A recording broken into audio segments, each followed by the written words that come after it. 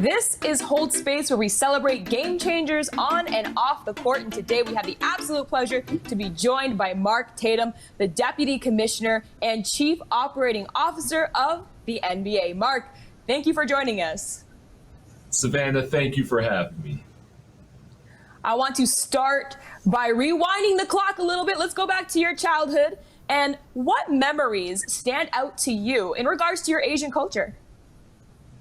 Well, that was a long time ago, Savannah, but if I go way back, I had such fond memories. You know, I grew up in a very diverse household. So my dad is Black.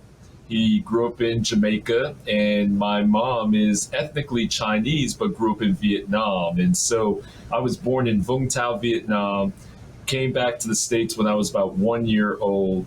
And my memories were very much on the Asian side, were of my mom. And the food that she made, and the Vietnamese food, the summer rolls, the spring rolls, the pho, just loved that. And the aromas and the smells growing up always bring me back to those fond and memorable times. But it was a combination of both, Vietnamese food, Asian food, and West Indian food. So my oxtail and curry chicken and rice and peas. So I ate well as a kid. Mark, you're making me hungry over here. Your family dinner sounds so good. Our Thanksgiving dinners were amazing, Savannah, amazing. I bet. So now throughout your career, you've gained a number of accolades, and no need to be humble here. One of them was the 2016 Forbes list of top 25 most influential minorities in sport. Why is it so important that we recognize minorities? Well, I think representation matters, Savannah. I think diversity matters. I think representation matters. And I think inclusion matters. And I think it makes a difference when you see somebody in a position that you want to be in.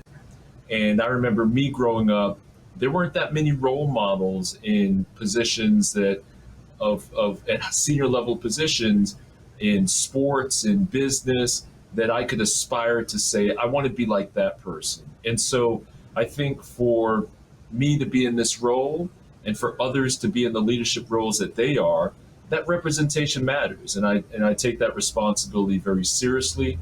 I know that I have a responsibility not only to my organization, to myself, to perform and to do well here, but I know that the whole other set of people and a generation of people who are inspired by that, and me and others who are in these positions give belief to those others who say, if Mark can do it, if that person can do it, well, then I can do it as well. And so I think that's why it matters so much.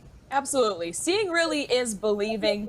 And, just to turn the corner a little bit on this discussion, how does it feel for you personally when you saw the recent rash of incidences in regards to Asian hate?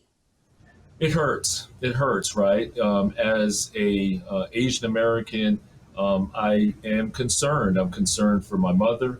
I'm concerned for all of those who are affected by the rise in anti-Asian hate, by any racism. I felt it uniquely in the past year.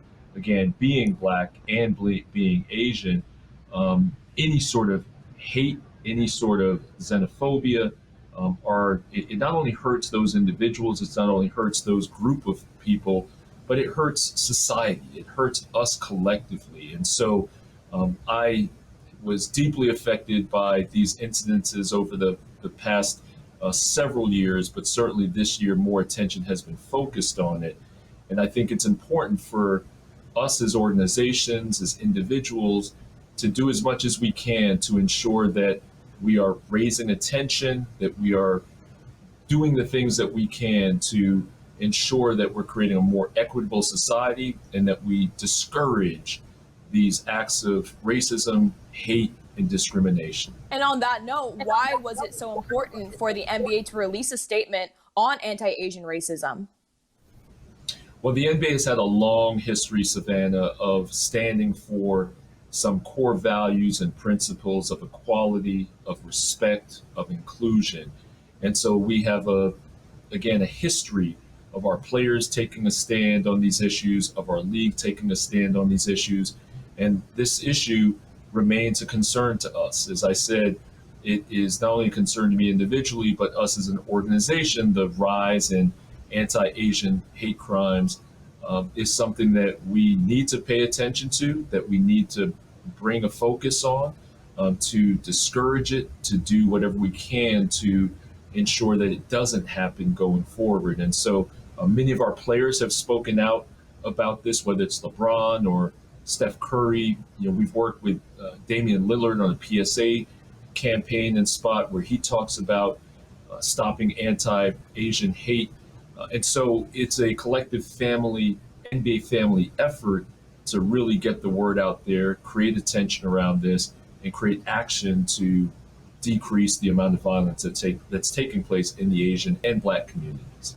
Yes, and it's appreciated to see how vocal the NBA has been on not just Asian hate crimes, but also in social justice altogether. Now, in terms of your role and your unique background that you hold, what does it mean for you to hold space as the only Asian deputy commissioner in all of major sports?